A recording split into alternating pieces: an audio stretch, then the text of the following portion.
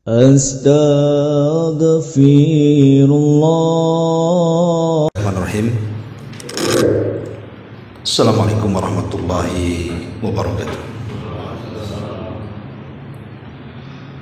Alhamdulillah wassalatu wassalamu ala Rasulillah wa ala alihi wa sahbihi wa mawalah wa la hawla wa la quwata illa billahi wa ba'du. Alhamdulillah, segala puja dan puji hanya milik Allah subhanahu wa ta'ala. Salawat dan juga salam tahdiahkan kepada Rasul kita Nabi besar Muhammad sallallahu alaihi wa ala alihi wasallam.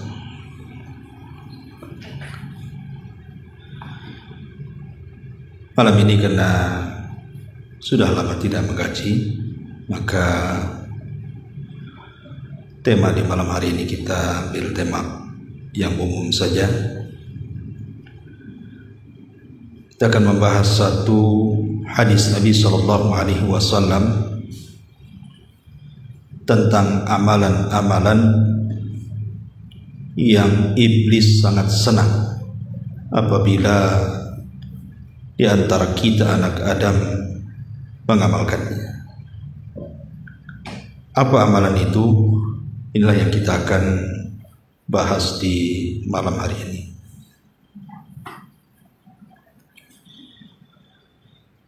Ma'asyiral muslimin wal muslimat rahimani wa rahimakumullah. Kita ambil sebagai dasar pembahasan ini hadis yang dikeluarkan oleh Imam Muslim dalam sahihnya dari Jabir ibn Abdullah radhiyallahu anhu. An Jabirin radhiyallahu anhu qala qala Rasulullah sallallahu alaihi wasallam inna iblisa yadau arsyahu 'alal ma'i thumma yab'atsu sarayahu fa adnahum minhu manzilatan a'dhamuhum fitnatan yaji'u ahaduhum fayaqulu fa'altu kadza wa kadza fayaqul ma sana'ta syai'an qala thumma yaji'u ahaduhum fayaqulu ma taraktuhu hatta farraqtu bainahu wa baina imra'atihi qala fayudnihi minhu wa yaqul ni'ma anta. Rawahu Muslim. Dari Jabir bin Abdullah radhiyallahu anhu, Nabi sallallahu alaihi wasallam bersabda, sesungguhnya iblis meletakkan singgasananya di atas air. Dari singgasana itulah dia mengutus seluruh anak buahnya untuk menggoda anak Adam yang ada di daratan. Maka yang paling rendah dari pasukan iblis itu justru paling besar fitnahnya. Maka salah seorang dari pasukan iblis apabila selesai melaksanakan tugasnya, dia mengatakan fa'altu kadza wa kadza, aku sudah menggoda anak Adam dengan godaan ini dan itu. Maka iblis mengatakan ma sana'ta syai'an, engkau belum berbuat apa-apa. Kemudian salah seorang di antara mereka dari anak buah iblis datang lagi dan mengatakan ma taraktuhu, aku sudah menggoda anak Adam dan aku tidak meninggalkan anak Adam itu sehingga aku mampu memisahkan dia dengan istrinya, artinya berhasil menceraikan. Maka tiba-tiba iblis sangat senang, dia pun bangkit kemudian memeluk anak buahnya dan mengatakan ni'ma anta, sebaik-baik anak buah adalah dirimu. Hadis ini dikeluarkan Imam Muslim. Dalam riwayat, iblis ketika berdiri itu dia mengambil piala, kemudian diletakkan di atas kepala anak buahnya yang berhasil menjadikan satu keluarga bercerai-berai. Saking senang. Baik, kita akan syarah sedikit hadis ini. Di sini Nabi SAW mengatakan, Inna iblis yadha'u arsyahu alal ma. Sesungguhnya iblis itu meletakkan singgasananya di atas air. Iblis ini diambil dari kata-kata ablas, artinya makhluk yang berputus asa. Kenapa dia makhluk yang berputus asa? Karena ketika dia dikutuk oleh Allah Subhanahu wa ta'ala dan tidak boleh lagi menginjakkan kakinya di sorga karena sebuah perintah yang dibangkangnya. Ketika Allah mengatakan, wa idh qala rabbuka lil malaikati isjudu li Adam fasajadu illa iblis. Ketika Rabbmu berfirman kepada para malaikat, sujudlah kalian kepada Adam, maka semua malaikat sujud kecuali iblis. Alasan iblis tidak sujud tentu karena aba wastakbara wa kana minal kafir, enggan, sombong, dan dia termasuk makhluk Allah yang kufur. Dari sini Allah murka kemudian melaknat iblis dan mengatakan fakhruj minha fa innaka rajim. Keluar kau dari sorga, engkau makhluk yang terlaknat. Maka dari situ kemudian iblis merasa putus asa karena sudah tidak mendapatkan fasilitas di sorga. Apalagi kemudian Allah Subhanahu wa ta'ala betul-betul mengusir iblis. Nah, dari sini kemudian iblis meminta tangguhan usia dan mengatakan fa'angzirni ila yaumi yub'atsun. Ya Allah, tangguhkan aku sampai hari kau bangkitkan manusia, artinya sampai kiamat. Allah Subhanahu wa ta'ala pun kemudian memberikan tangguhan. Sejak Allah memberikan tangguhan inilah, karena dia putus asa, makanya semakin jahat, dan dia berjanji untuk menggoda anak Adam. Bahkan dia mengatakan fabi izzatika la ughwiyannahum ajmain illa ibadaka minhumul mukhlasin. Demi kemuliaanmu ya Rabb, aku akan sesatkan semua tu anak-anak Adam kecuali hamba-hambamu yang ikhlas. Dari sini kita tahu bahwa iblis ini diambil kata ablas, artinya makhluk yang berputus asa. Kemudian Nabi SAW mengatakan, inna iblisa yad'u arsyahu alal ma. Dia letakkan singgasananya di atas lautan. Dalam sebuah hadis yang sahih juga dikeluarkan Imam Muslim dan yang lainnya dari hadis Abdullah ibn Umar radhiyallahu anhu. Jadi Abdullah ibn Umar ini menceritakan tentang pengalaman ayahandanya Umar bin Khattab radhiyallahu anhu, yang ketika itu menemani Nabi SAW untuk mengintip seorang anak Yahudi yang sifatnya seperti Dajjal, namanya Ibnu Sayyad atau disebut dengan Saf namanya. Anak kecil ini sifat-sifatnya mirip dengan Dajjal yang disabdakan Nabi. Sehingga karena Rasul kan sering bincang-bincang soal Dajjal, saking seringnya sehingga sahabat ketakutan, jangan-jangan Dajjal itu ada di kota Madinah. Sehingga ketika kemudian di antara sahabat itu ada yang melihat kok anak kecil kok mirip kok fisiknya dengan Dajjal, akhirnya disampaikan kepada Nabi. Maka Nabi SAW ingin mengetahui apakah betul Ibnu Sayyad atau si Saf itu Dajjal atau bukan Dajjal. Makanya kemudian dia mengajak Abu Bakar, Umar dan beberapa para sahabat untuk mengintai betul tak Ibnu Sayyad itu Dajjal. Akhirnya ketika Nabi SAW kemudian mengintip dari satu pohon ke pohon berikutnya, nampaklah Ibnu Sayyad. Maka kemudian oleh Rasul didekati Ibnu Sayyad dan diajak berbincang-bincang. Anak kecil, anak Yahudi, memang sifatnya seperti Dajjal.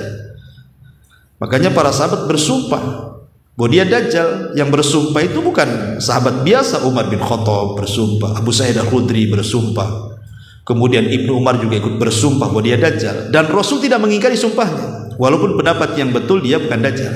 Tapi saking yakinnya para sahabat sehingga di antara mereka yang bersumpah itu bahwa dia Dajjal. Akhirnya Nabi SAW ngajak dialog. Lah salah satu dialognya adalah Nabi SAW mengatakan, ya ibna Sayyad, inni khaba'tu laka khab'an. Aku menyembunyikan beberapa kalimat di dadaku. Coba tebak, katanya. Bisa nggak kau tebak? Rupanya Ibnu Sayyad ini bisa menebak pula, walaupun tidak lengkap. Dia mengatakan duh. Dia ingin mengatakan dukhon tapi tidak bisa. Tapi kan sudah benar awalnya. Karena ketika itu turun kepada Nabi SAW suratul Dukhan. Kan sudah benar tuh duh, tinggal sedikit lagi dukhon gitu kan. Tapi ya duh saja. Apa kata Rasulullah? Ikhsa falan ta'du wa qadrak. Celaka kau, menyingkir, engkau tidak mungkin mampu melewati batas takdirmu. Kemudian Ibnu Sayyad ini atau si Sof ini mengatakan sebuah perkara di hadapan Nabi SAW soal istana iblis, di mana kata Ibnu Sayyad, wa kana arshuha 'alal ma, istana iblis itu ada di atas lautan, katanya. Persis seperti sabda ini. Dari sini kata para ulama, dari hadis Muslim yang kita baca dengan kisah Ibnu Sayyad, berarti ada kemiripan. Memang istana iblis itu ada di lautan, cuman di mananya kita tidak tahu. Walaupun ada yang berusaha menyingkap, seperti Syekh Muhammad Isa Daud dalam kitabnya tentang dialog jin muslim ketika dia meruqyah. Kemudian jin yang ngomong, diajak dialog tuh sama Isa Daud tuh. Lah dialognya dijadikan buku tuh sama ulama Mesir namanya Muhammad Isa Daud tuh. Dalam buku itu Muhammad Isa Daud pendapat bahwa istana iblis itu ada di segitiga Bermuda. Yang masyhur kan gitu ya, di bumi Atlantik sana, yang memang banyak sekali kejadian dan peristiwa kapal lewat tenggelam di situ kan. Kemudian pesawat terbang juga jatuh, macam-macam cerita segitiga Bermuda, sampai ada orang-orang mengistilahkan dengan segitiga setan atau segitiga iblis karena banyaknya peristiwa dan kejadian yang menakutkan di segitiga Bermuda itu. Cuman masalahnya Isa Daud ini yang kita mungkin kurang setuju adalah pendapat tentang Dajjal keluar dari situ. Ini yang kurang setuju. Kenapa? Karena hadis Nabi SAW tidak menyatakan Dajjal keluar dari segitiga Bermuda, tapi Dajjal itu keluar dari Khurasan. Di mana Khurasan? Iran. Sekarang Iran itu Khurasan, tempatnya orang-orang Syiah, dan akan terbunuh di tempat orang-orang Yahudi di Israel, namanya Babilud. Jadi munculnya di negara yang mayoritas orang Syiah, Iran, atau disebut dengan Khurasan, dan matinya di negara yang mayoritas orang-orang Yahudi, Babilud. Jadi kesannya Syiah dengan Yahudi ini kan ada hubungan gitu kalau dari kemunculan Dajjal dan terbunuhnya Dajjal itu. Intinya bahwa ini yang kita tidak sependapat. Pendapat Isa Daud bahwa Dajjal akan keluar dari situ. Karena hadis-hadis soal kemunculan Dajjal itu sesuatu yang masyhur, tidak perlu dibincangkan. Kenapa? Dia yakin betul dengan jin yang diajak dialog dengan dia. Padahal dasar jin itu adalah pendusta. Kita benarkan kalau sesuai dengan hadis. Seperti umpamanya Abu Hurairah radhiyallahu anhu ketika berjumpa dengan pencuri Abu Hurairah kan malam itu disuruh untuk menjaga pembendaharaan zakat di bulan Ramadan. Tiba-tiba ada orang mencuri, rupanya ditangkap sama Abu Hurairah. Tiba-tiba mengajarkan ayat kursi. Kalau engkau tidak ingin diganggu setan mulai dari tidur sampai bangun, baca ayat kursi. Rupanya setelah diceritakan kepada Rasul, apa kata Nabi SAW kepada Abu Hurairah? Kamu tahu nggak siapa yang kau tangkap semalam itu? Kok Rasul tahu gitu ya? Ya wahyu lah. Kata Abu Hurairah nggak tahu. Kata Rasul, itu adalah setan, jin yang kau tangkap. Shadaqaka wa huwa kadzub. Untuk masalah ini benar. Maksudnya mengajarkan ayat kursi itu benar. Tapi dasarnya si jin itu adalah pendusta, kata Rasul. Tapi khusus masalah ini benar, kata Rasul. Artinya tidak bisa kita langsung percaya begitu saja kan ucapan jin itu, kecuali kalau memang tidak menyelisihi dalil Al-Quran dan Sunnah. Nah baru kita yakin. Tapi kalau menyelisih dalil Al-Quran, ya kita tolak lah. Ya. Taib. Dari sini kita tahu bahwa istana iblis itu ada di tengah lautan. Lautan mana? Wallahu a'lam. Makanya kalau antum berlayar pulang kampung menggunakan kapal itu banyak-banyak istiadah. Ya, banyak, atau antum mungkin berprofesi nelayan cari ikan, banyak-banyak istiadah di situ. Karena kita tidak tahu istana iblis itu lautan mana. Jangan-jangan lautan Kepri pula. Kita nggak tahu kan gitu ya. Intinya bahwa Rasul hanya mengatakan istananya di atas lautan. Lautan mananya? Wallahu a'lam. Kemudian Nabi SAW mengatakan, "Tsumma yab'atsu saraya." Lah dari istana di tengah lautan itulah iblis mengutus para tentaranya. Setiap hari diutus. Maka Rasul mengatakan, "Fa'adnahum minhu manzilatan a'dhamuhum fitnah." Yang paling rendah pangkatnya, bahasa kita kan dalam ketentaraan itu kan ada jenderal, ya kan, di bawahnya mungkin yang terakhir palang pintu apalah gitu ya kan. Intinya bahwa kan dalam kemiliteran itu juga ada pangkat tinggi, ada pater. Nah, dalam dunia jin juga sama seperti itu. Paling tinggi Ifrit, di bawahnya iblis tuh kan. Kemudian di bawah Ifrit itu Marodah namanya. Kemudian di bawah Marodah apalagi Ghul atau jin atau apa gitu kan. Lah yang paling rendah dari pasukan iblis itu justru yang paling besar fitnahnya. Sehingga ketika mereka diutus ke sana kemari, ada yang berhasil menggoda yang tadinya rajin sholat malas sholat, atau mengulur-ulur waktu jadi akhirnya mengakhir-akhirkan waktu. Ada yang tadinya rajin sedekah dibuat dia bakhil, sebagaimana Allah mengatakan, ya idukumul faqra wa ya'murukum bil fahsya. Jangan infak nanti kau fakir kan, itu ya, dikasih was-was jangan infak. Atau yang tadinya mau haji nggak jadi haji, mau umroh mau nggak jadi umroh, mau baca Quran tak jadi baca Quran, mau datang ke pengajian tak jadi. Pokoknya macam-macam mereka itu menggoda kita ya. Tapi anehnya anak-anak buah iblis ini yang menjadikan orang sholat jadi tidak sholat, orang yang suka zakat jadi tidak zakat, orang yang suka baca Quran jadi baca Quran. Iblis ini biasa saja peranginya, maksudnya itu nggak terlalu bangga. Makanya ketika ada salah satu anak buahnya datang dan mengatakan, fa'altu kada wa kada, wahai Tuhan, wahai iblis, aku sudah melakukan ini dan itu, aku sudah membuat orang itu tak sholat, membuat orang itu tak zakat, tak sedekah, tak baca Quran. Apa kata iblis? Ma sana'ta syai'an, engkau belum berbuat apa-apa.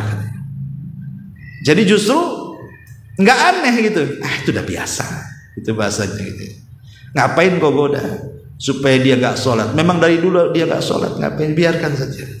Ya, jadi kadang-kadang iblis itu nggak takjub, tetapi ketika ada salah seorang di antara mereka mengatakan, ma taraktuhu hatta farraqtu bainahu wa baina imraatihi.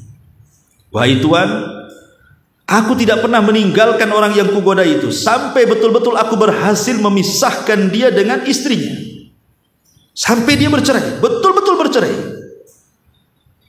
Ketika itu yang didengar iblis, entah kenapa iblis langsung bangkit, diambil piala, diletakkan di kepalanya dan mengatakan, ni'ma anta, sebaik-baik pasukanku adalah engkau, sebaik-baik pasukanku engkau. Dipeluknya lah itu anak buah satu. Lihat bagaimana dari sini bahwa hal yang sangat membahagiakan bagi iblis itu kalau berhasil mencerai-beraikan keluarga. Inilah amalan yang sangat membahagiakan iblis. Yang lain banyak, nanti kita akan sebutkan.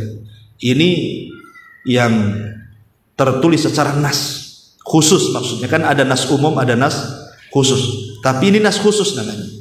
Hadis yang menunjukkan secara khusus iblis sangat bahagia, sangat bahagia sekali apabila ada anak buahnya itu bisa mencerai-beraikan sebuah keluarga. Alasannya kenapa? Kenapa iblis sangat bahagia? Ya. Karena ada beberapa hal yang menjadi alasan kenapa iblis itu sangat bahagia. Yang pertama, karena kalau dalam keluarga suami istri ini bercerai, ini madaratnya bukan hanya ke individu, tapi bisa kepada keluarga dan masyarakat. Kalau orang tidak sholat, yang tadinya sholat kan cuma satu orang itu aja yang masalah, tidak mempengaruhi yang lainnya. Antum biasa baca Quran, tiba-tiba digoda anak buahnya iblis jangan baca Quran, kemudian meninggalkan Quran, kan antum aja yang rugi, yang lain kan tak rugi ya. Tetapi kalau sudah urusan perceraian, ini madaratnya meluas kemana-mana. Ya suami istri ya madarat yang sudah bercerai, kemudian keluarga istri juga kena dampaknya, keluarga suami juga kena dampaknya, dan meluas kemana-mana, terutama kepada anak-anak kami. Ini yang pertama, karena madaratnya luas sekali. Yang kedua, karena biasanya seorang suami kalau menceraikan istri itu, dia tidak terpikir tobat. Tidak terpikir tobat. Dikiranya kan bercerai dalam Islam itu kan boleh, paling tinggi kan makruh kan begitu ya. Sehingga nggak kepikir kalau itu perbuatan dosa. Ya. Padahal kalau kita lihat bahwa seorang suami ketika mencerai istri kan lihat hukum awalnya, apa yang mendasari kau mencerai istrimu. Kalau umpamanya alasannya memang istrinya nusus, kurang ajar, tidak mau sholat, tidak mau beribadah, ya wajar diceraikan. Bahkan terkadang bisa wajib ya. Tapi kalau umpamanya tidak ada angin barat, tidak ada angin timur, tahu-tahu menceraikan saja, ini kan tidak benar.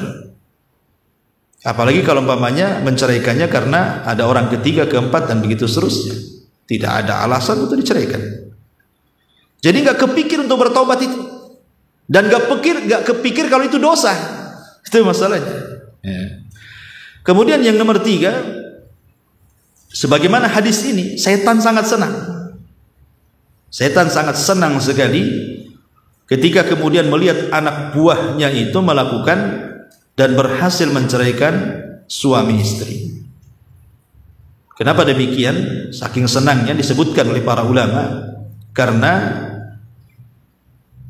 fayakununa bidzalika awanan li iblis fi ighwa'in nas. Karena kalau seandainya suami istri ini bercerai, tentu mereka tidak hanya sebatas cerai saja. Pasti dampak setelah cerai ini pasti saling membenci kan? Saling membenci, saling melaknat, saling mencaci, saling merendahkan. Lah itu kan iblis makin senang tuh. Memang itu yang diinginkan kan gitu. Saling gibah, padahal sudah bukan suami istri. Istrinya gibah dengan kawannya soal mantannya. Kemudian suaminya gibah dengan kawannya sama juga kepada mantannya. Jadi berawal dari perceraian lahir dosa-dosa lain jadinya. Ya, mencaci, memaki, melaknat, menggibah, ini yang diinginkan. Nah, satu dosa melahirkan banyak dosa. Itulah yang membuat senang. Kemudian yang keempat, di sini husulut tabaghud wa tasakhun baina zaujain. Akhirnya muncullah dendam, dan terkadang dendam ini bukan padam sebulan, 2 bulan, setahun, 2 tahun, tidak. Bahkan ditularkan kepada anak-anaknya. Dendamnya itu ditularkan kepada anak-anaknya. Kalau ada suami istri bercerai, kadang anaknya entah ikut bapaknya, tidak boleh nanti mantan istrinya jenguk, atau sebaliknya. Kan banyak terus kasus-kasus sampai ke pengadilan akhirnya kan. Karena dendamnya, entah urusan apa kita tidak tahu. Tapi banyak orang yang kemudian tertanam dendam, kebencian yang luar biasa, sampai dilarang anaknya mau dijenguk sama bapaknya, tak boleh. Sampai ada yang blokir tuh nomor di bapaknya, kalau bisa jangan tahu alamatnya di mana, nomor handphonenya di mana, saking bencinya. Padahal kan namanya perceraian itu kan ya mungkin nggak jodoh kan gitu, sudah bukan siapa-siapa lagi kan harusnya. Tapi itulah memang diinginkan iblis, sehingga tertanam tadi tabaghud wa tasahud tadi, dendam kesumat di antara keduanya.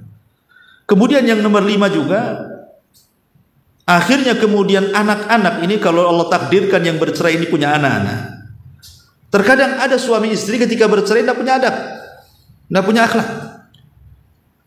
terkadang bertengkar di hadapan anaknya kan. Ujung-ujungnya apa?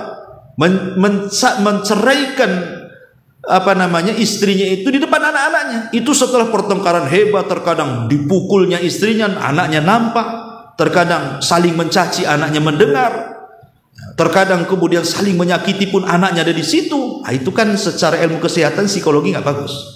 Pasti akan ada athar kan, ada pengaruh kepada anaknya di situ. Nah, ini yang kemudian akhirnya anak itu terganggu psikologi dan boleh jadi nanti akan ditiru oleh anaknya. Ini yang diinginkan. Ya. Kemudian yang nomor 6, ini juga yang parah. Ketika kemudian suami itu bercerai, akhirnya kemudian si suami nikah lagi, si istri nikah lagi. Kemudian ibu tirinya tidak suka dengan anak tirinya. Bapak tirinya juga tidak suka dengan anak tirinya. Anak ini mau mengadu ke siapa? Ya, kita tidak pungkiri adalah mungkin bapak tiri yang bagus, justru malah lebih sayang kepada anak tirinya. Kita tidak pungkiri ada yang seperti itu, atau sebaliknya ada gitu ya. Tapi umumnya kan tidak demikian. Bahkan saya pernah mendengar itu.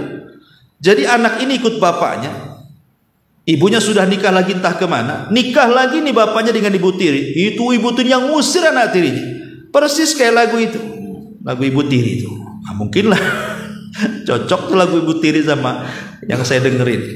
Ya. Artinya kalau sudah seperti itu, anak ini jadi anak siapa jadinya? Siapa yang merawatnya? Bapaknya sudah nggak ngerawat, ibunya sudah nggak ngerawat karena masing-masing sudah menikah.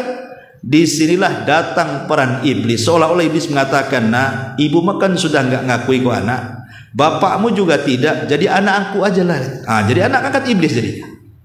Jadi rusak, lari ke narkoba lah kan, lari ke jalan-jalan, jadi anak-anak pangelem macam-macam. Aduh, rusak. Ya. Nah ini juga masalah. Makanya kenapa iblis itu senang sekali gitu ya kalau ada sebuah perceraian itu. Kemudian juga yang nomor 7, bukan hanya itu saja, itu akan melibatkan banyak orang.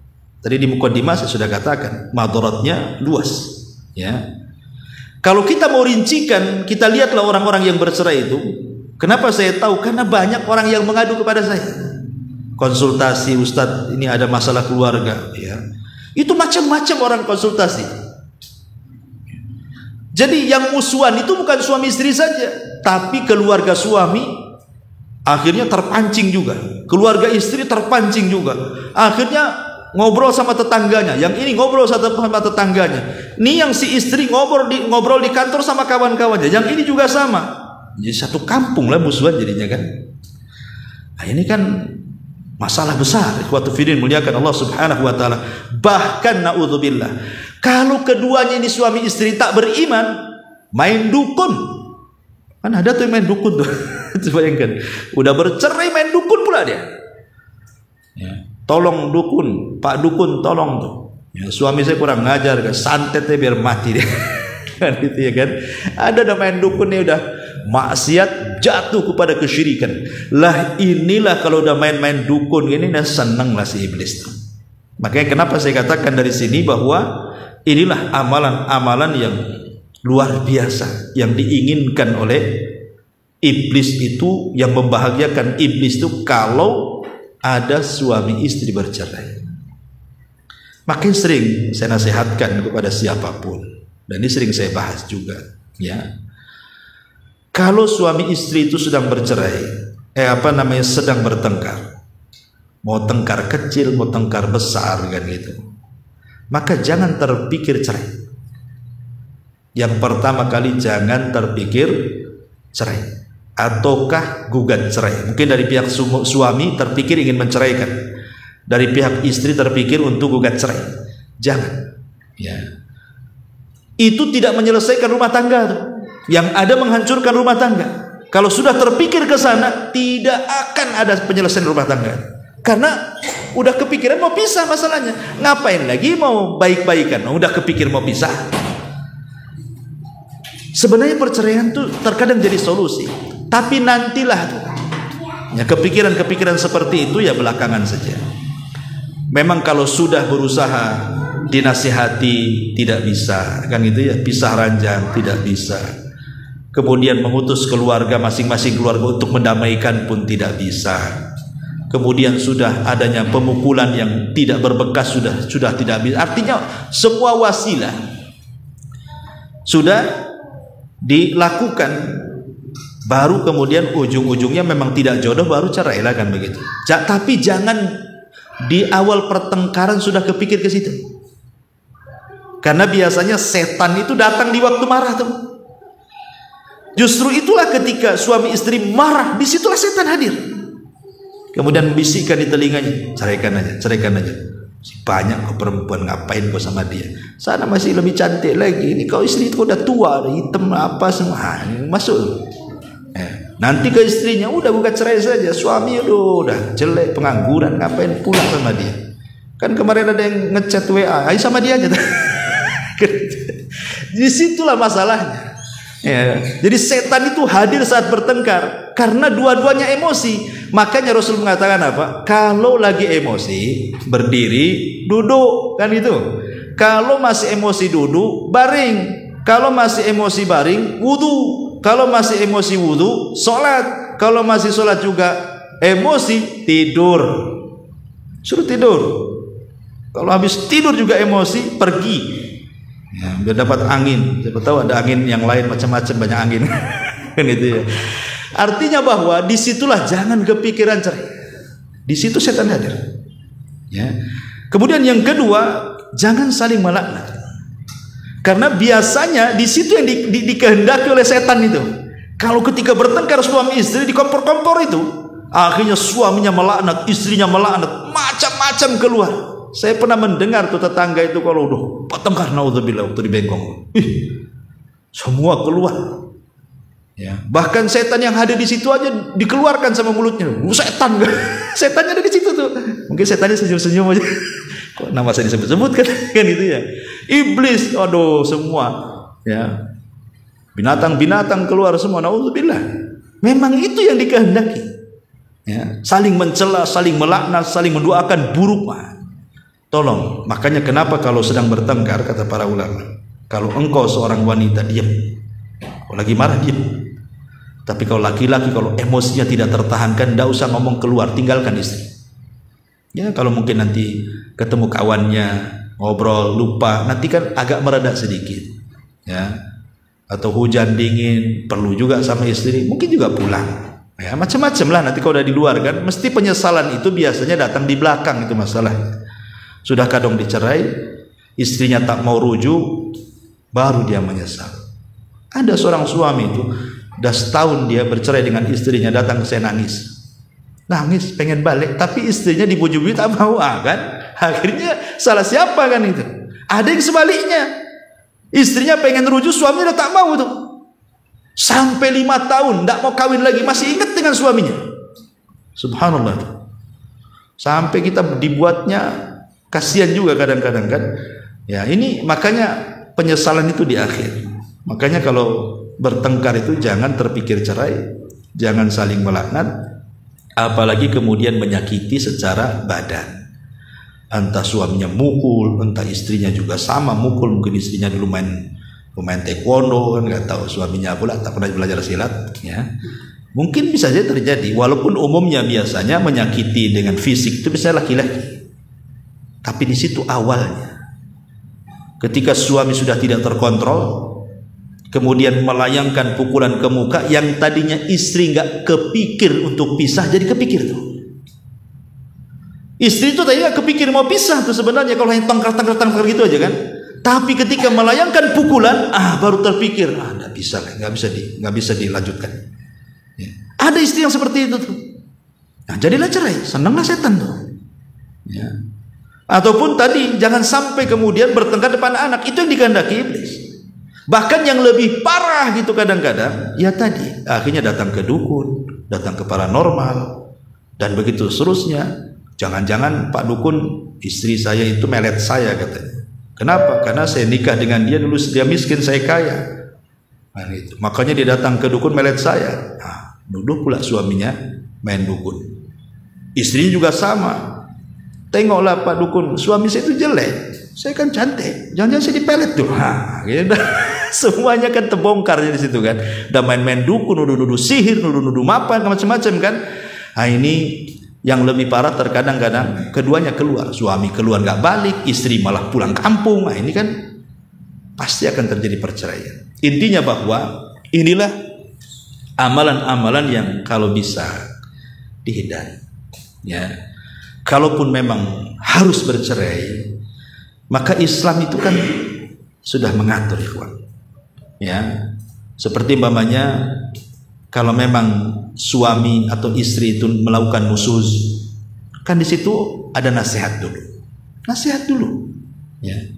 Oh tidak bisa, udah mentok lah ini masing-masing mempertahankan egonya, mempertahankan akuismenya, aku yang paling benar, aku yang paling benar, nggak mau mengalah. Nah di situ ada pisah ranjang, nggak usah berhubungan. Ya. Kemudian juga kalaupun malah happy dua-duanya, memang nggak mau suaminya juga masuk kamar, istrinya juga sama seperti itu, memang nggak mau lagi. Kan di situ ada syariat memerintahkan supaya berdamai dengan cara apa? Mengutus masing-masing keluarga.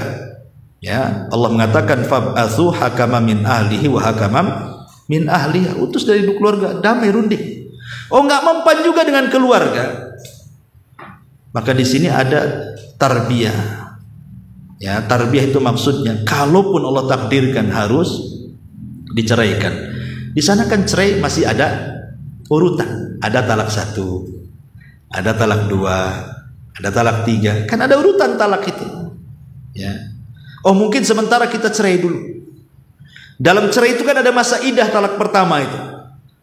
Dalam masa idah ini adalah introspeksi. Apakah mau balik atau tidak, mau tobat atau tidak. Kan ada ininya. Ini enggak. Pokoknya saya ceraikan talak 10. Talak cuma 3, dia 10 pula kan itu. Dihabiskan tuh angkanya sama dia. Ya. Walaupun sebenarnya pendapat yang kuat, walaupun dihabiskan talaknya tetap jatuhnya 1. Walaupun mau bilang saya talak 1000 kali pun tetap jatuhnya 1. Itu menurut pendapat yang kuat kata Ibnu Taimiyah rahimahullah. Dan juga Imam Ibnu Utsaimin juga pendapat seperti ini. Ya. Atau melihat-lihat, jangan kita ini bertengkar setelah berhubungan. Malamnya berhubungan, kemudian paginya pula antum menceraikan, kan kurang ajar namanya. Ya, biarkan dulu. Mungkin apakah dia haid ataukah dia rupanya ada isi, kan kita tidak tahu. Namanya habis berhubungan kan. Makanya itu namanya talak bid'ah, mentalak istri habis digauli itu namanya talak bid'ah. Biarkan dulu dia haid, berarti kalau haid berarti bersih, tidak ada isinya. Ya berarti habis haid boleh kita ceraikan kan itu.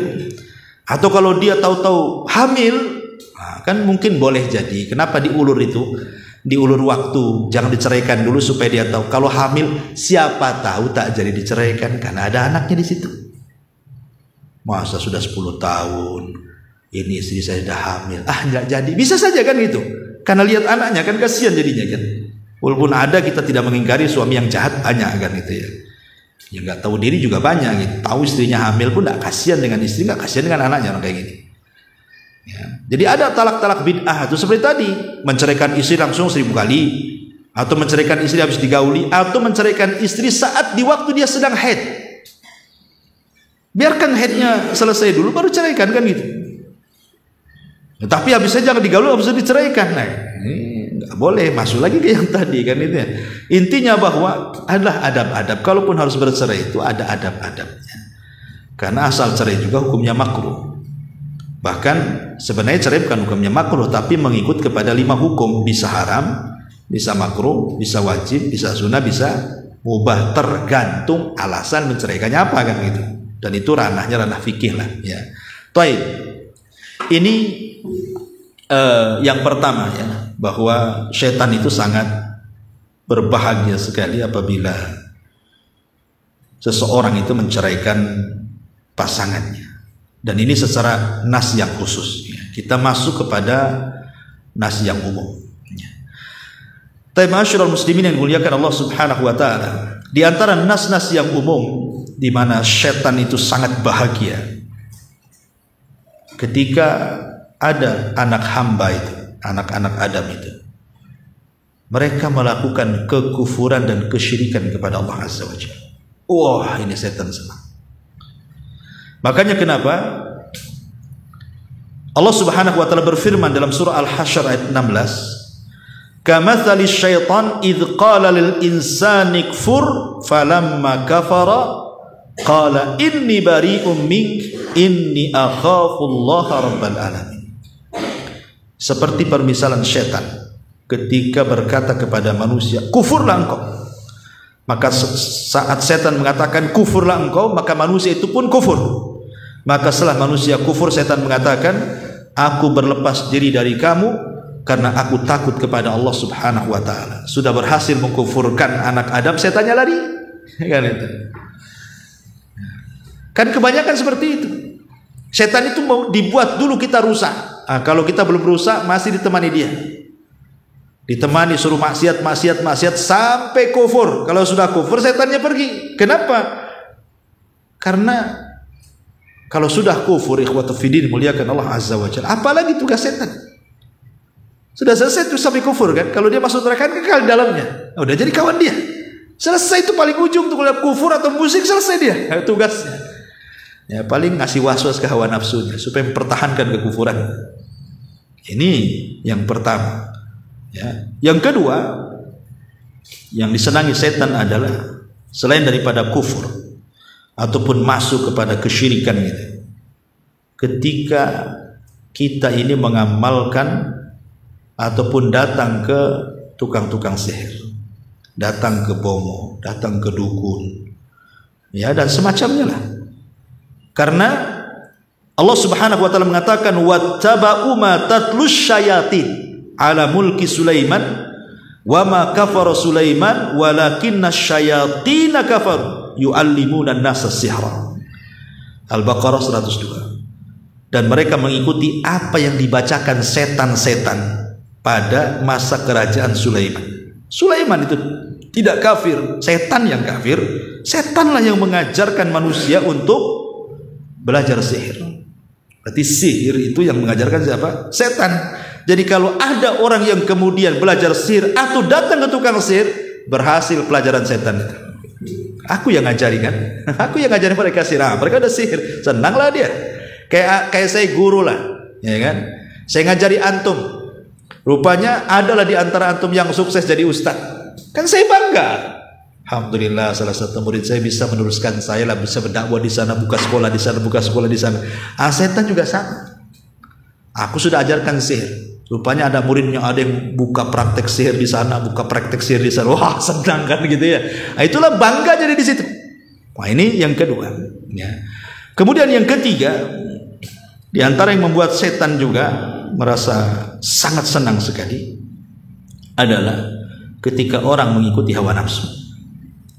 Ketika orang mengikuti hawa nafsu, karena hawa nafsu itu akan melahirkan kesombongan. Dan sombong itu akan mengantarkan kepada kekufuran. Lihat bagaimana iblis ketika disuruh sujud. Dia mengikuti perintah Allah apa hawa nafsunya? Hawa nafsunya.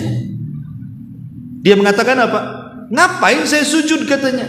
Ana khairum minhu khalaqtani min nar wa khalaqtahu min tin. Rob, aku kan lebih baik dibandingkan Adam.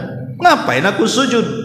Dia diciptakan dari tanah, aku diciptakan dari api. Ucapan iblis ini tidak terkeluar kecuali hawa nafsu. Sebab kalau dia langsung sujud seperti para malaikat, berarti tunduklah hawa nafsu dia. Tapi ketika dia kemudian menolak perintah Allah dan perintah Allah yang sudah jelas-jelas gitu ya, suruh sujud kepada Adam, kemudian dia tolak, menunjukkan bahwa dia lebih mendahulukan hawa nafsu dibandingkan perintah Allah. Walaupun dari sini ada polemik ya, kalimat wa idz qala rabbuka lil malaikati isjudu li Adam fasajadu illa iblis. Apakah iblis ini bagian daripada para malaikat ataukah iblis ini bagian daripada jin? Ya. Sebagian mengatakan iblis ini malaikat sebenarnya. Karena dalam tatanan bahasa Arab di sini kan ada mustasna, kecuali. Dalam bahasa Arabnya mustasna. Ya. Kalimat mustasna itu kalau dalam tatanan bahasa Arab ada namanya mustasna dan mustasna minhu namanya. Ada mustasna, ada mustasna minhu. Jadi kalimat pengecualian itu pasti dia terkecualikan dari kalimat sebelumnya. Ketika Allah mengatakan sujudlah wahai para malaikat, mereka sujud kecuali iblis. Berarti iblis itu bagian dari malaikat. Karena mengecualikan sesuatu berarti dia bagian daripada yang dikecualikan itu. Makanya saya katakan, antum yang hadir di sini, tolong kecuali itu keluar. Berarti yang keluar itu bagian daripada antum, cuma saya keluarkan. Nah gitu maksudnya. Ini yang berpendapat iblis itu bagian daripada malaikat secara tatanan bahasa Arab. Yang kedua, ada ayat yang mengatakan kana minal jin fa fasaqa an amri rabbih. Iblis itu bagian dari jin yang melakukan kefasikan dari perintah Allah. Kalimat jin, kana minal jin. Jin di sini bukan jin, bukan makhluk namanya jin, bukan. Kana minal jin. Jin di sini artinya sorga. Karena sorga itu bahasa Arabnya jannah. Nah, jadi jin itu diambil dari jannah. Berarti kalau kita artikan jin di sini sorga, iblis itu dulunya di sorga, gitu maksudnya. Kemudian dia fasik dari perintah Allah, diusirlah dia dari sorga. Berarti jin itu bagian daripada malaikat, iblis itu bagian dari malaikat. Dengan dua dalil inilah mereka mengatakan bahwa iblis itu malaikat yang fasik, gitu maksudnya. Tapi pendapat yang kuat seperti Ibnu Taimiyah, Ibnu Qayyim, dan banyak sekali ahli tafsir mengatakan tidak. Iblis itu dari jin, dia bukan malaikat. Kenapa? Karena hadis jelas mengatakan apa? Bahwa malaikat diciptakan dari cahaya, jin diciptakan dari api, kemudian Adam diciptakan dari tanah, kan begitu? Berarti jin diciptakan dari api, jelas kan? Lah apa kata iblis di hadapan Allah? Ana khairum minhu khalaqtani min nar wa khalaqtahu min tin, kan gitu. Itu iblis sendiri ngomong kan di hadapan Allah kan? Aku lebih baik daripada Adam, kau ciptakan aku dari api. Dan dalam hadis tadi jin tercipta dari api, berarti iblis itu jin karena sama-sama tercipta dari api. Iblis tidak mengatakan saya tercipta dari cahaya. Dia tidak mengatakan ya Rabb aku lebih baik daripada Adam karena kau ciptakan aku dari cahaya. Enggak gitu. Kalau dia mengatakan seperti itu betul, berarti iblis itu bagian daripada malaikat kan? Tapi ketika dia mengatakan aku diciptakan dari api, berarti selaras dengan hadis yang mengatakan bahwa malaikat tercipta dari cahaya, jin tercipta dari api, Adam tercipta dari tanah. Karena iblis mengatakan aku lebih baik daripada Adam karena kau ciptakan dari api, di sini ada keselarasan bahwa iblis itu bagian daripada jin. Dan sepakat sebagian ahli tafsir mengatakan bahwa jin itu, iblis itu adalah abul bashar, bapaknya manusia, sebagaimana Adam itu bapaknya manusia, iblis itu bapaknya bangsa jin. Bagaimana yang dikeluarkan pendapat At-Tabari dan ulama-ulama yang lainnya. Ya, ini faedah sedikit. Intinya bahwa ketika iblis mengatakan seperti itu, saya lebih baik daripada Adam, berarti dia mengikuti hawa nafsu. Berarti kalau ada orang yang menolak perintah Allah, seperti disuruh sholat tidak mau sholat, gitu kan? Itu kan mengikuti hawa nafsunya tuh. Karena tidak taat dan tunduk kepada syariat. Ya, disuruh zakat sudah kaya tak mau zakat, disuruh haji sudah kaya tak mau haji, disuruh tobat tak mau tobat. Berarti ketika dia mengikuti hawa nafsunya, disitulah iblis sangat senang sekali dengan kita. Karena itu memang tingkah laku iblis di hadapan Allah kan, mengikuti hawa nafsu. Jadi kalau ada yang ikuti dia, itu senang, itu sama dengan saya, itu tuh bolos saya tuh. Nah, itu jadinya kan. Nah, ini yang ketiga. Kemudian yang keempat, asyukuk fil mu'taqadati wal ibadah. Di mana manusia itu dibuat ragu-ragu atau dibuat was-was saat beribadah. Dibuat ragu-ragu dengan keyakinannya, dibuat was-was pula dalam ibadahnya. Dan itu berdasarkan ada hadis Abi Hurairah radhiyallahu an. Nabi SAW mengatakan, ya'ti syaitanu ahadakum. Setan akan datang kepada salah seorang di antara kalian memberikan was-was.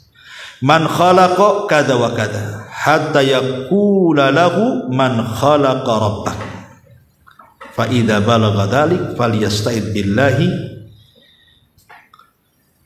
Kemudian Kata Nabi SAW, syaitan akan datang memberikan was-was dan akan memberikan pertanyaan. Dibuatnya kita termenung sedikit.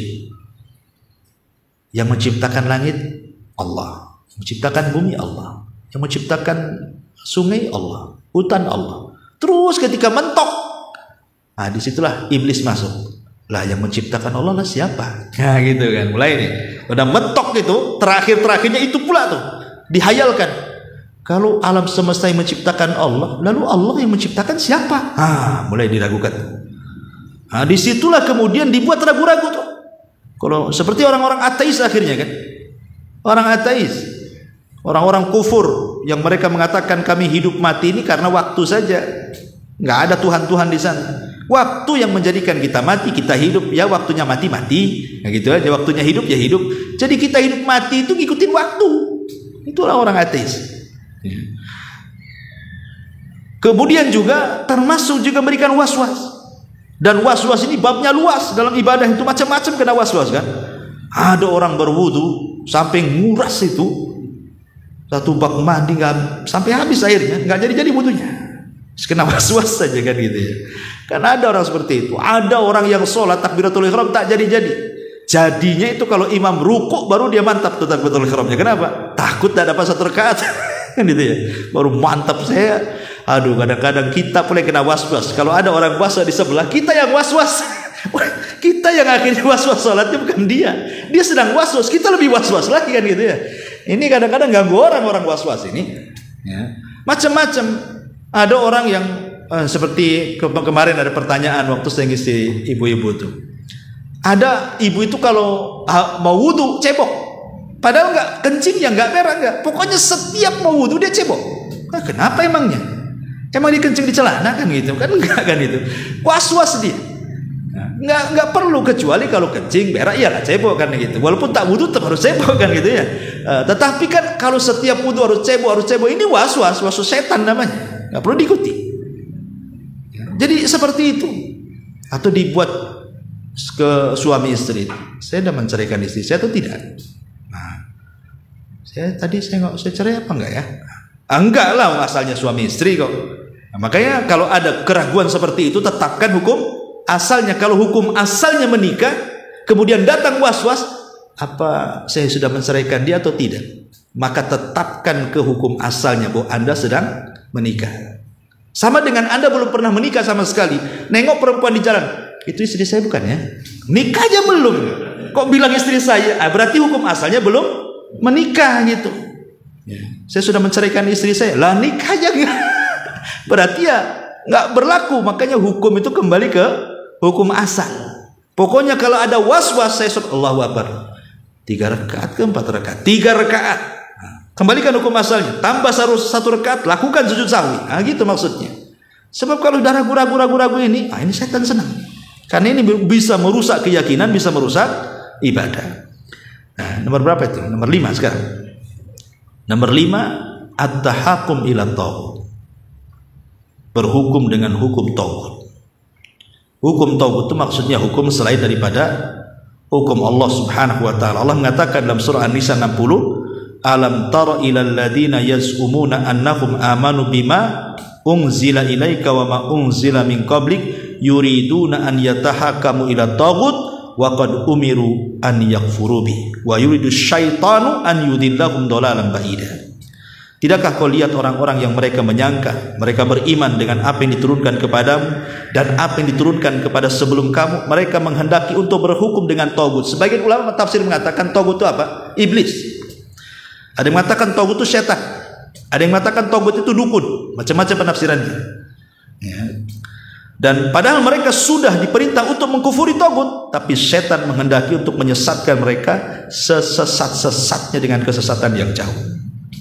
Jadi kalau berhukum dengan hukum selain daripada hukum Allah, berarti mereka telah berhukum dengan hukum setan. Hukum taghut, taghut artinya setan, ya. Tetapi tentu maksudnya di sini, jangan salah paham ayat ini, karena ayat ini dijadikan dalil oleh orang-orang Khawarij untuk mengkafirkan pemerintah, untuk mengkafirkan pemerintah dan mengatakan pemerintah kita taghut. Kemudian yang bekerja kepada pemerintah seperti PNS dan begitu seterusnya.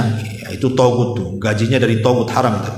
Ya, polisi-polisi togut, tentara-tentara togut, enggak. Ya, harus dipahami bahwa berhukum kepada hukum selain Allah, semua ahli tafsir, antum baca, bisa bukalah Ibnu Abbas atau yang lainnya, Mujahid, terserah tafsir manapun. Ketika mereka mentafsirkan ayat wa man lam yahkum bima anzalallahu faulaika humul kafirun. Barang siapa yang berhukum dengan hukum selain hukum Allah maka dia kafir. Sepakat ulama tafsir mengatakan kafir di sini bukan keluar dari agama. Bukan. Tapi kafir di sini artinya kufrun duna kufrin. Apa kufrun duna kufrin? Kufur tapi tidak kafir. Maksudnya hanya sampai level fasik saja. Tidak keluar dari Islam. Dari sini kita tahu kita tidak boleh mengkafir-kafirkan. Oh, pemerintah kita togut, kalau gitu kafir. Oh, menteri-menterinya karena dukung yang togut, berarti menterinya juga kafir. Oh, berarti ya PNS-nya juga karena kerja sama pemerintah, digaji pemerintah, berarti togut, kafir. Begitu. Karena dalam ayat barang siapa yang berhukum dengan hukum selain Allah mereka kafir, itu dalam surah apa? Al-An'am itu apa? Maksud kafir di sini maksudnya kufrun duna kufrin, kafir tapi tidak kafir, maksudnya hanya fasik saja, tidak keluar dari Islam. Kalau tidak keluar dari Islam berarti tidak boleh dikafirkan. Tidak boleh keluar dari tidak boleh dikafirkan. Ya, karena berhukum dengan hukum selain Allah itu lihat latar belakang niatnya apa. Bisa sampai keluar dari Islam, bisa sampai kekafiran, bisa juga tidak. Lihat latar belakangnya apa. Kalau dia meyakini bahwa hukum Allah itu masih lebih baik, tetapi undang-undang manusia ini ya nggak bisa lah kita langsung menerapkan hukum potong tangan di negeri kita ini, mungkin nggak siap. Tapi dia yakin hukum Allah itu baik, lebih baik dibandingkan hukum manusia. Apa kita katakan kafir? Dia masih meyakini hukum Allah lebih tinggi kan? Ya. Lain kalau dia mengatakan hukum manusia lebih hebat dibandingkan hukum Allah, kafir. Nggak bisa cerita. Kalau yang seperti ini jelas kafir. Kenapa? Karena sudah mengatakan hukum manusia lebih baik daripada hukum Allah. Inilah nggak bisa lagi ditoleransi. Atau sejajar, ini pun kafir kalau dikatakan sejajar. Karena mensejajarkan Allah dengan makhluk mustahil. Tapi kalau alasannya ya karena negara kita ini belum sanggup menerapkan hukum-hukum Islam secara utuh kan gitu. Karena mungkin ada tekanan barat, ada tekanan timur, kita tidak tahu. Ya, atau mungkin masih menyelisihi adat, ketimuran atau apalah istilahnya di masyarakat ini, kayaknya belum bisa, kayaknya masih dianggap apa gitu, maka ini tidak kafir.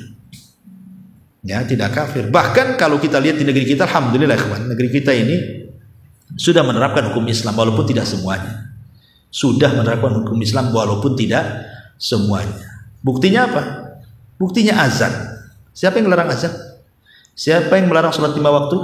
Siapa yang melarang zakat? Haji? Rukun Islam loh, nggak ada yang larang.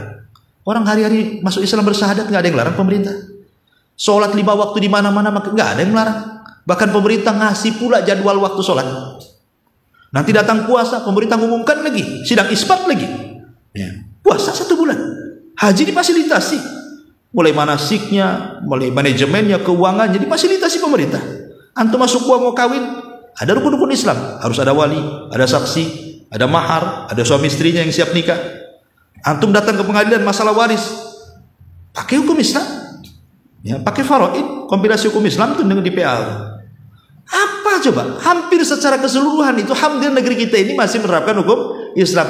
Boleh jadi mungkin belum lah ya secara sempurna. Iya, kalau itu kita tidak mengingkari, seperti mungkin hukum hudud ya belum bisa diterapkan, masih pakai KUHP ya kan istilahnya kan, masih pakai penjara dan begitu seterusnya. Tapi kan secara umum alhamdulillah negeri kita ini negeri Islam. Kenapa negeri Islam? Karena patokannya apa? Syiar Islam masih berkibar, terutama azan. Kalau di sebuah negeri masih ada azannya, berarti negeri itu negeri Islam. Lihat tetangga kita Singapura, ada azan? Tidak ada. Ya memang negeri kafir kan itu kan. Memang orang Islam pun minoritas di sana, hanya berapa persen saja. Tapi di negeri kita alhamdulillah bahkan satu dunia pun mengakui mayoritas Islam itu ada di negeri kita.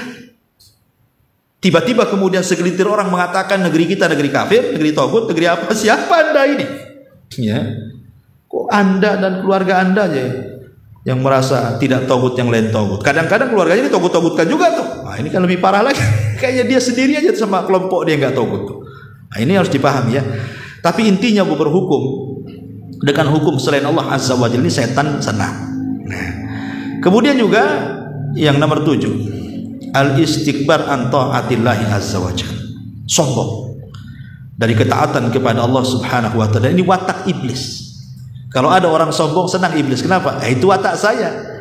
Itulah warisan saya katanya. Kenapa? Fasajadal malaikatu kulluhum ajmaun illa iblisa istakbara wa kana minal kafirin. Malaikat sujud semuanya kecuali iblis, sombonglah dia. Berarti watak sombong itu watak iblis. Kalau kita sombong berarti mewarisi watak iblis dari ketaatan kepada Allah Azza wa Jalla. Ya, sombong. Udah kaya suruh zakat tak mau sombong. Ya, padahal lihat korup, dibinasakan karena sombong. Kemudian juga yang nomor 8, al-halafu billahi kadiba.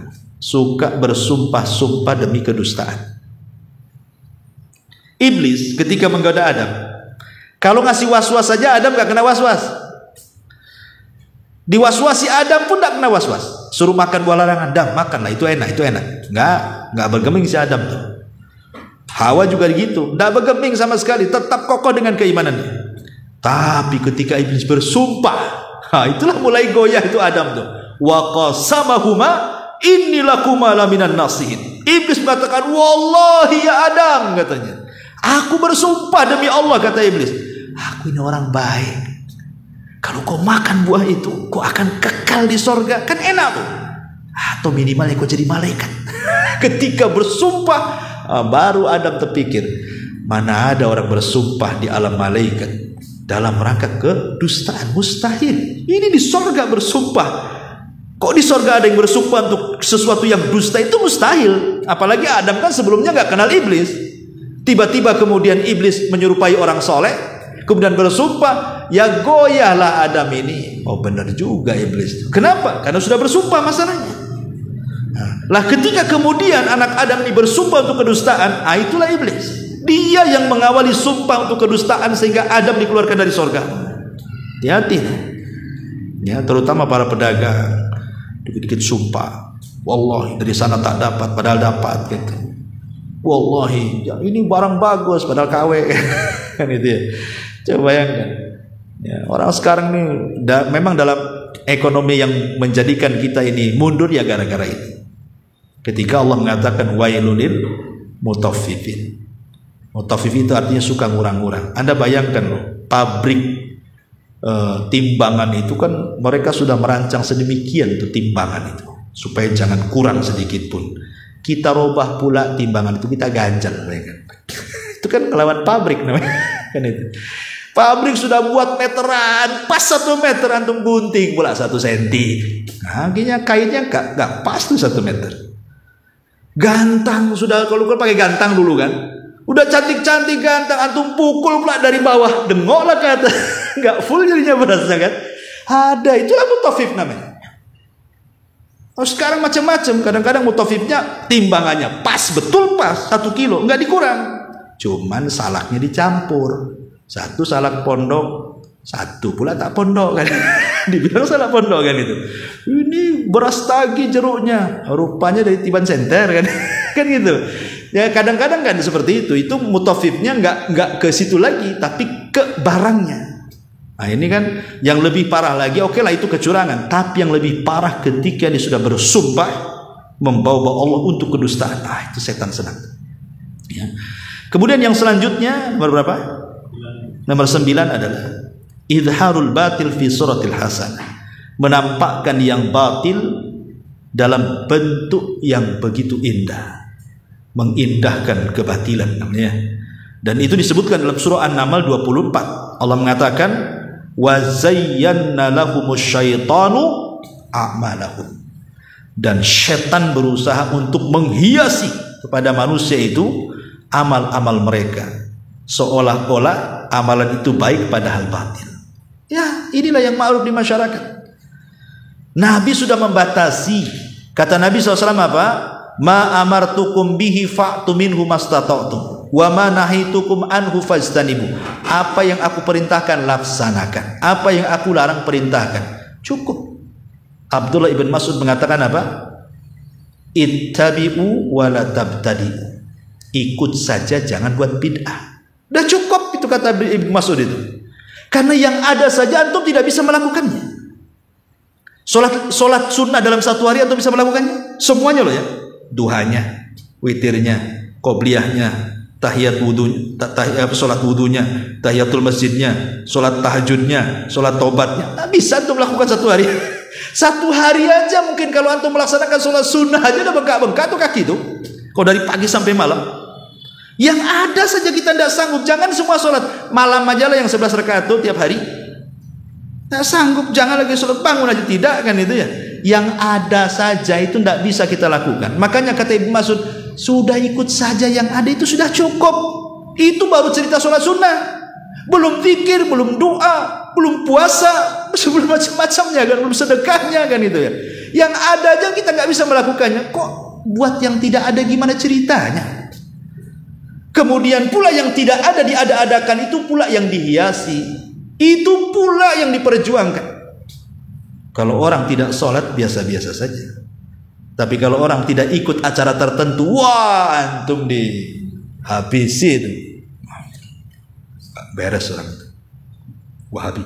Apa istilahnya kan itu ya. Tapi kalau tetangganya nggak sholat biasa-biasa saja kan. Padahal jelas-jelas sholat itu meninggalkan wajib kan. Biasa aja. Tegurlah itu tak sholat, biarin. Nanti kalau sadar sendiri gitu. Bukan gitu. Tapi kalau nggak ikut acara yang dibuat oleh mereka itu yang tidak ada contohnya, dibully antum dikatakan macam-macam. Padahal tidak ikut pun tidak berdosa kan. Kalau meninggalkan sholat ya dosa lah kan gitu. Kenapa meninggalkan wajib antum tidak demo? Tidak mencela dia, tidak menghardik dia, tidak ini. Jelas-jelas dia kalau meninggalkan sholat bisa kufur. Ini kan terbalik-balik dunia ini. Kadang-kadang kalau logika kita mau pakai di situ kan. Nah, tetapi itulah setan. Setan ini di sini berusaha menampakkan kebatilan menjadi indah gitu ya di mata manusia. Kemudian nomor 10, al-jidalu bil batil. Suka berjidal. Tetapi dengan kebatilan. Wa inna disebutkan dalam surah Al-An'am ayat 121. Wa inna syayatina la yakununa ila awliyaihim liyujadilukum. Dan setan-setan itu akan berusaha menghiasi kepada para walinya supaya mereka mendebat kalian. Jadi orang-orang yang suka berdebat tetapi dengan kebatilan, ya, debat hanya untuk menang-menangan saja, debat hanya untuk mempertahankan hujah mereka, sudah tahu mereka kebenaran. Tapi karena sebuah jabatan, karena ingin viral, karena ingin disebut cendekiawan dan begitu seterusnya, bisa dia tampil di televisi membahas sesuatu, sudah jelas-jelas sesuatu itu batil, ya batil, masih diperjuangkan dia. Kan ada tuh. Ya contohlah umpamanya kasus kemarin pondok yang itu kan udah jelas-jelas kan.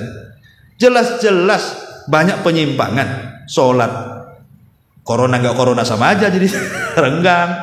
Khotbah Jumat direncanakan perempuan, kemudian juga macam-macam lah, sampai mengatakan bahwa Al-Quran itu kalamnya Muhammad dan begitu seterusnya. Ini kan jelas-jelas batil. Ada pula di televisi yang bela, pakai dalil pula. Aduh, kacau nih kan gitu. Nah ini setan senang. Udahlah, saya nggak perlu turun tangan aja lah gitu. Gitu anak buahnya kan. Subhanallah. Taib, ya. Kemudian yang nomor 11, ya, an-naumu an salatil fajri hatta yusbihal insan. Tidur, tidak mau salat subuh. Ya, pokoknya tidur bablas. Udah bangun jam 8 tak mau pula salat gitu ya. Dan itu sudah setiap hari itu. Tidak pernah salat subuh. Inilah setan senang, karena itu yang dimaksud setan. Setan kan datang kepada setiap kita. Saya, antum, siapapun lah. Setan itu akan datang di waktu saat kita tidur. Kemudian tengkuk kita diikat 3 ikatan. Setiap diikat apa kata setan? Nim naumatan tawilah, tidur. Malam masih panjang. Padahal jam 6 tuh setan masih ngomong begitu. Tidur, malam masih panjang. Udah pagi pun setan masih ngomong begitu kan. Ketika kemudian sudah habis waktu subuh, baru setan bangun kau kata setan. Karena sudah selesai malamnya nggak ada kan gitu. Nah ini kan setan senang lah. Berarti tujuan ikatannya betul-betul kena ikat dia. Jangan sampai meninggalkan sholat fajar. Ya kalau sekali karena lelah, letih, kan ada hadisnya. Ya, kata Nabi SAW, barang siapa yang lupa dari sholatnya atau tertidur, maka sholatlah ketika bangunnya. Itulah waktunya. Pamannya nggak pernah meninggalkan subuh antum, tapi karena mungkin malamnya sakit kepala, minum obat pula, ada obat tidurnya di situ, bablas pula jam 7 bangun, jam 7 antum ambil wudhu, sholat subuh. Itulah waktunya. Itu maksudnya. Boleh kalau yang sekali-kali gitu ya, tapi kalau tiap hari memang antum tidak pernah sholat, sengaja gitu. Lah itu setan sangat senang. Ya. Kemudian yang nomor 12, ya, musabaqatul imam fi sholat. Orang yang suka mendahulukan imam saat sholat, setan suka. Dan disebutkan riwayat Bazzar dari Abi Hurairah radhiyallahu anhu mengatakan, alladzi yahfadhu wa yarfa'u qabla al-imam innama nasiyatuhu biyadi syaitan. Orang yang suka merendah atau meninggi, mengangkat kepala atau merendahkan kepala sebelum imam antum sudah ngangkat, imam belum ruku antum sudah ruku, sesungguhnya ubun-ubunnya dipegang oleh setan. Ya, memang setan berhasil memegang ubun-ubun orang itu, dan itu sangat disayangkan, ya. Banyak yang seperti itu, ya. Kemudian juga, dan masih dalam sholat, iltifat fi sholat. Orang yang ketika sholat tidak khusus, suka nengok-nengok, ya, suka nengok-nengok, Allahu Akbar, tengok belakang gitu ya. Ya, karena sebenarnya sih kalau masalah apakah ketika berdiri itu wajah kita ke depan atau wajah kita ke tempat sujud, kan ada khilaf ulama. Dalam mazhab kalau nggak salah Hanafi, mazhab Hanafi itu ke depan wajahnya, Allahu Akbar gitu. Kenapa? Berdasarkan ayat fa aina ma tuwallu fa thamma wajhullah. Kemanapun kau arahkan, disitulah wajah Allah. Artinya boleh kita menghadap ke sana, ya Allah. Itu mazhab Hanafi. Tapi mazhab yang lain tidak, ke arah tempat sujud begini. Oke lah, itu masalah khilaf. Antum mau ngadap ke depan, ya ada ulamanya dari mazhab Hanafi gitu ya, atau menghadap ke tempat sujud pun ada ulamanya kan itu. Tapi kalau antum menghadapnya ke kiri kanan, ini nggak ada ulamanya nih. Kalau udah gini nih, nah ini ulamanya mana nih? Ulamanya setan lah kan itu ya. Makanya Rasul mengatakan apa? Huwa ikhtilasun yakhtalisuhu syaitan min salatil abdi. Itulah curian-curian Allah saat setan mencuri salatnya seorang hamba. Maksud mencuri di sini bukan nyuri dompet antum, dah. Maksudnya mencuri kehusyuan di situ. Khusyuk kita dicuri, akhirnya dengan cara tengok-tengok. Ya. Jadi ketika kita berdiri hanya dua arah yang kita boleh melihat, ke depan dan ke bawah, kecuali dalam kondisi darurat.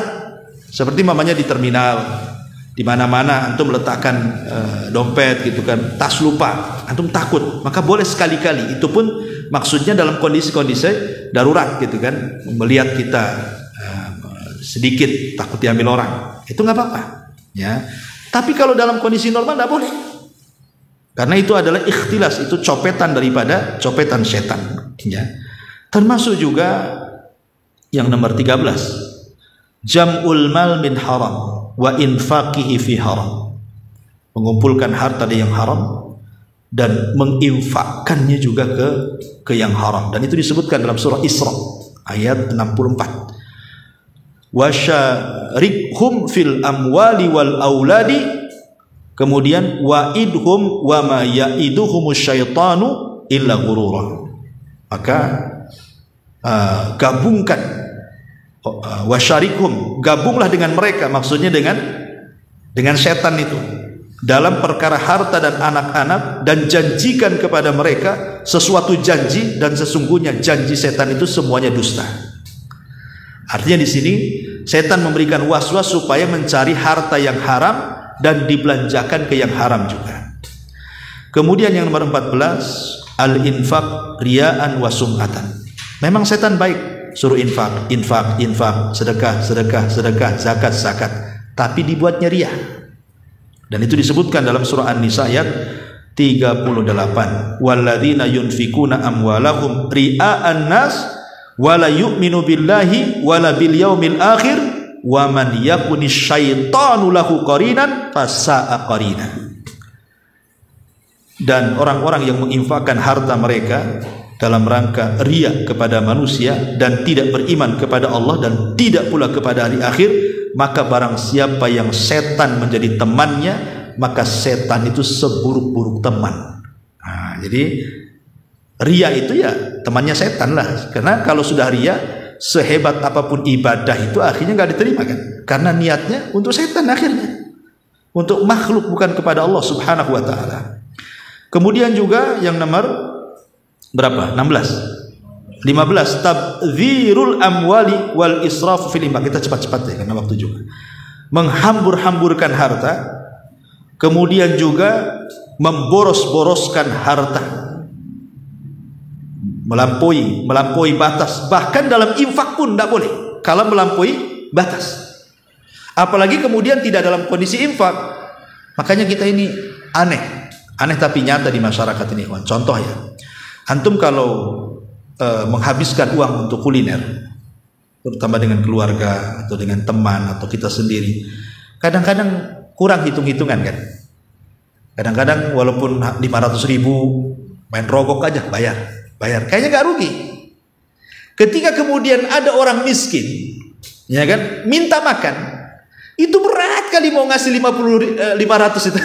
Kalau bisa kasih nasi padang satu bungkus, ada kasih udah lauknya satu potong lagi, penting bisa makan. Sekarang pertanyaannya, kalau antum habiskan uang untuk makan, ada pahalanya? Tidak, kecuali kalau antum memang niatnya ingin menyenangkan keluarga. Tapi kalau umpamanya menjadi sebuah rutinitas kan gitu, bahkan diwajibkan seminggu sekali antum harus keluar, dari mana pahalanya? Tapi kalau ngasih orang makan itu tidak perlu diniatkan, membantu saja sudah pahala kan? Tapi kan kita kadang-kadang hitung-hitungan tuh di situ. Kalau udah makan sendiri 500.000 pun keluar saja. Ketika ada orang mau makan minta 50.000 dia keluar. Ini contoh ya, berarti kan nampak bakhilnya di situ. Atau ada orang yang justru terbalik. Kalau infak jor-joran dia, Masya Allah semua dibangun. Giliran istrinya minta tadi kasih. Kan yang jelas-jelas wajib diinfakkan anaknya untuk sekolahnya, tapi kalau infak keluar luar biasa, berarti kan itu infaknya nggak ikhlas. Makanya kenapa jangankan soal infak, wasiat saja tidak boleh lebih dari 1/3 karena akan merugikan ahli waris, kata Nabi kepada Abdurrahman bin Auf kan. Ini yang nomor 16. Kemudian juga diantaranya tahwinu lima asi, memudah-mudahkan maksiat.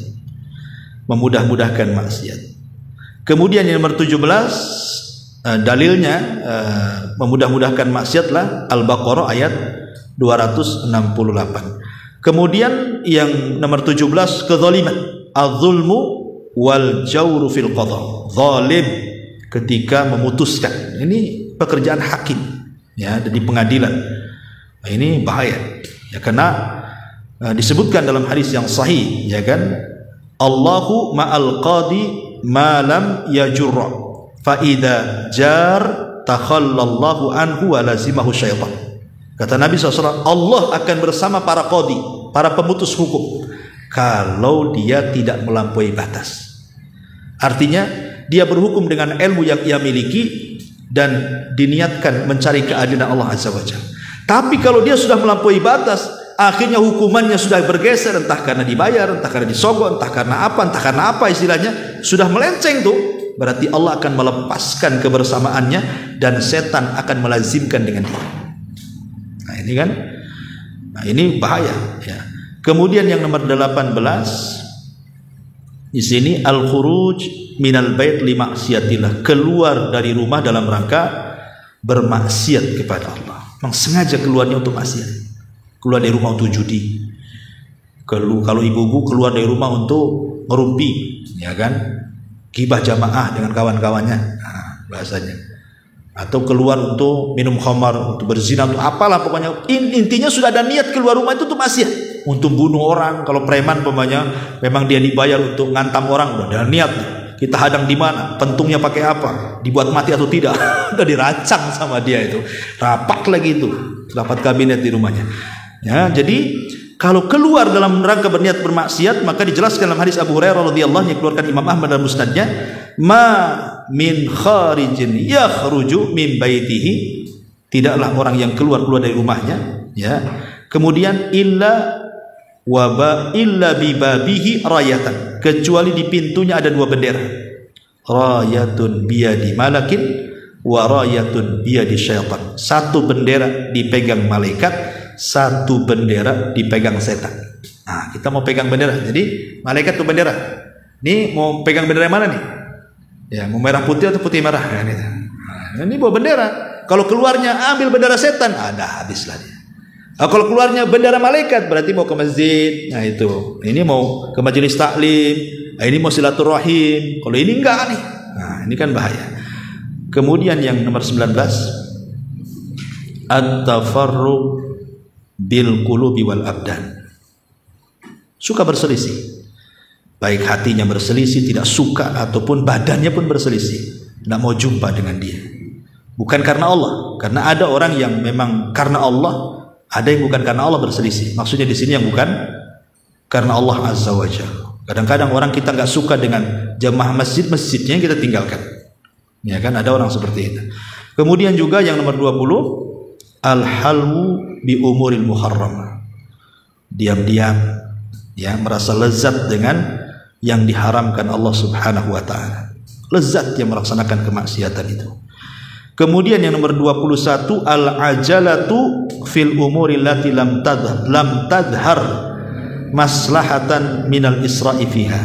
Terburu-buru, tergesa-gesa dalam melakukan sebuah perkara padahal enggak jelas maslahatnya ada tidak di situ. Ujung-ujungnya menyesal. Tengok handphone, main beli saja. Berapa? 5 juta. Mantap ya, beli. Udah beli sampai di rumah stres dia. Kenapa saya beli tadi? Tergesa-gesa kan? Dipikirkan masalahnya apa untuk beli handphone itu? Kok main beli-beli saja? Tengok sepeda bagus, udah motor, mantap juga. Tengok tabungan, cukup juga. Beli saja.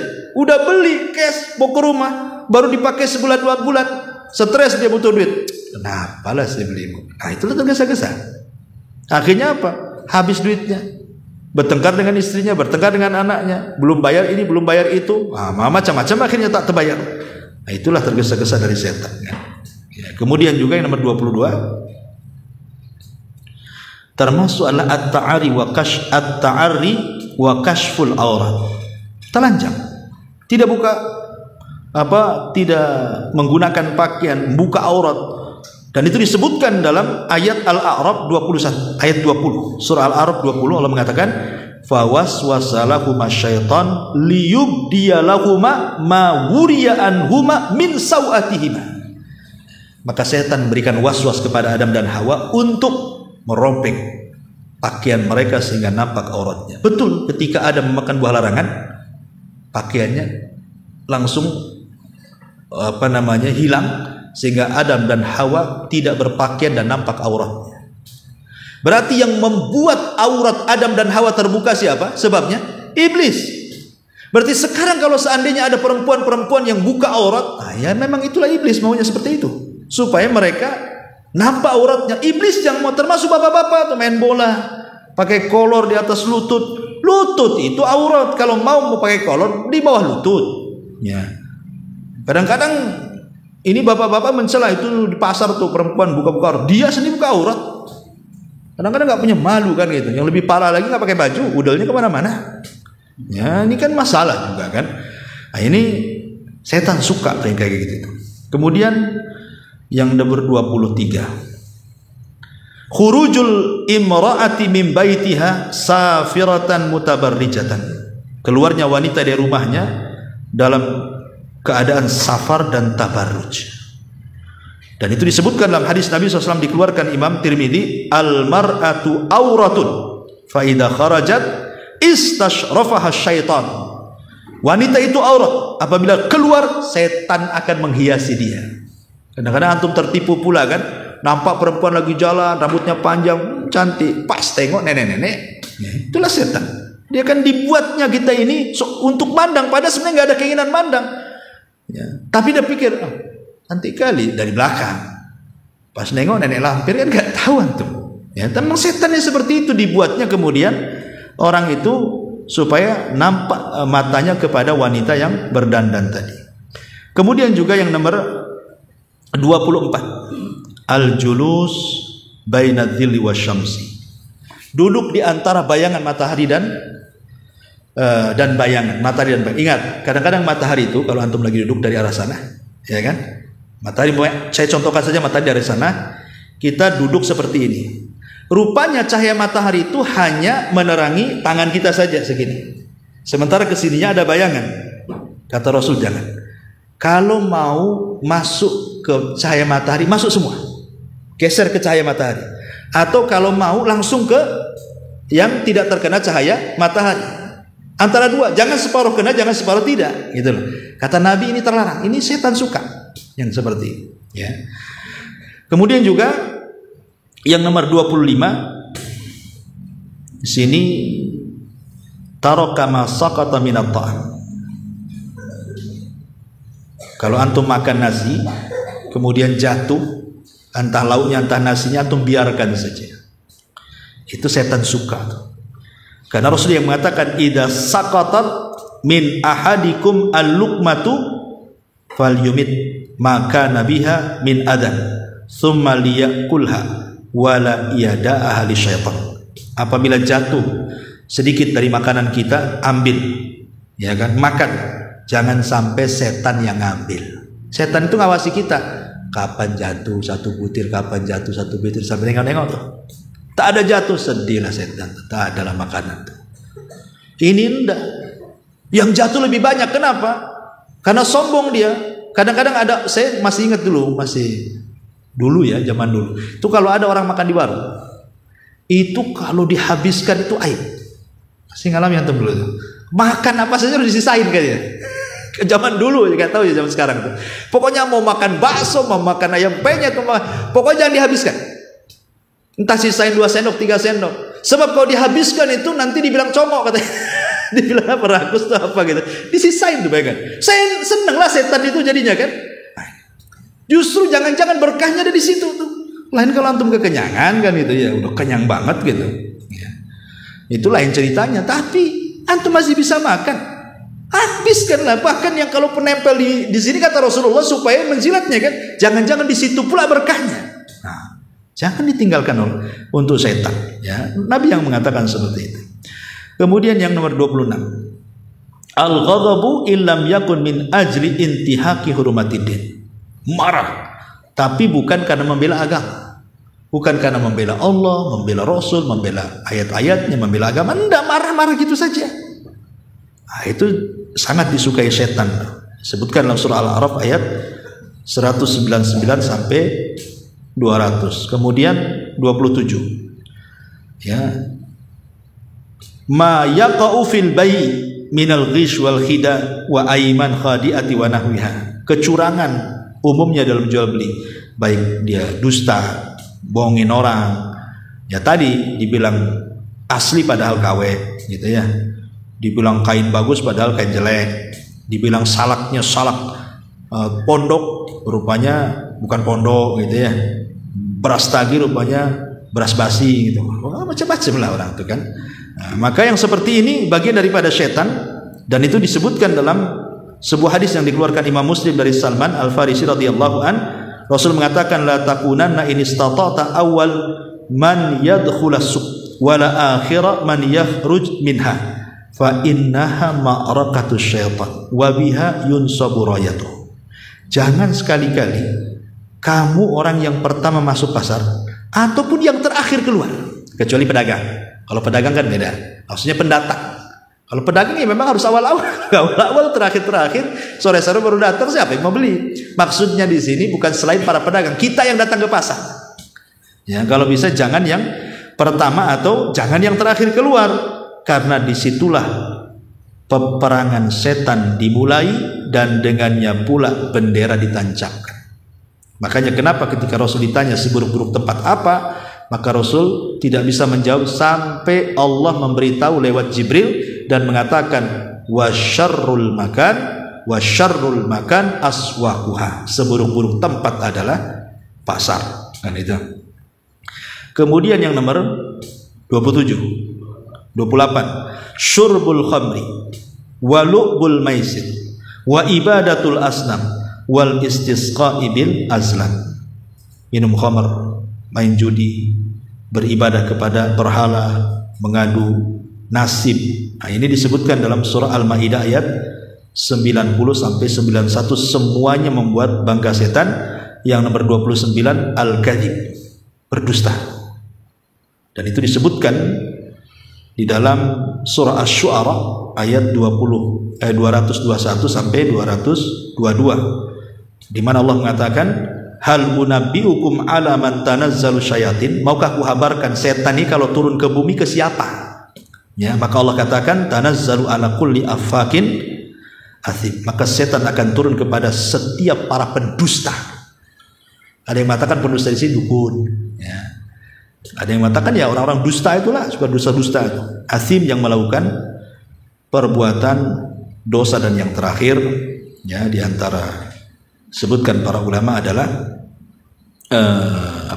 at-takalluf fil kalam wa idhar al-fasahati ta'ziman di kalami, merancang-rancang kata supaya bagus kata-katanya, supaya fasih gitu ya, tapi dalam rangka i'jab, sombong, ya, dalam rangka seolah-olah dia orator, seolah-olah dia, dan merendahkan orang dengan kata-katanya. Dan ini disebutkan juga di dalam hadis yang dikeluarkan Imam Ahmad dari Abu Hurairah, di mana Rasul mengatakan, ya ayyuhan nas qulu biqaulikum fa innama tashkikul kalami minasyaitan. Wahai manusia, kata Rasul, ucapkanlah sesuai dengan kadar kemampuan kalian. Apa adanya kita ngomong, jangan dirangkai-rangkai yang membebani kalian, karena itu rangkaian bagian daripada setan. Ya, sebenarnya bukan merangkai, ya kita harus merangkai kata tetap. Maksudnya di sini merangkai kata itu dalam rangka i'jab. I'jab itu artinya kesombongan, ketakaburan, besar diri, besar kepala, itu yang nggak boleh. Ya kalau umpamanya kita mau pidato ngerancang, ya memang harus dirancang. Kalau nggak rancang kan protokoler umpamanya harus dirancang lah kan itu. Atau moderator ya harus dirancang, ada masalah. Tapi tidak ada niat untuk menyombongkan diri, gitu maksudnya. Ya, tugas moderator gitu saja. Ya. Dan banyak lagi, tapi ini 30 perkara secara umum setan senang, dan secara khusus adalah pembahasan di awal ketika suami istri bercerai. Wallahu alam, inilah yang kemudian menjadi pembahasan para ulama, bahwa jangan sampai kemudian dalam hidup kita ini setan sampai kemudian bangga dengan kita, naudzubillah, summa naudzubillah. Akhirnya kita akhiri dengan doa kafaratul majlis. Subhanaka wa bihamdika asyhadu an la ilaha illa anta astaghfiruka wa atubu ilaik. Allahu ta'ala. Assalamualaikum warahmatullahi wabarakatuh.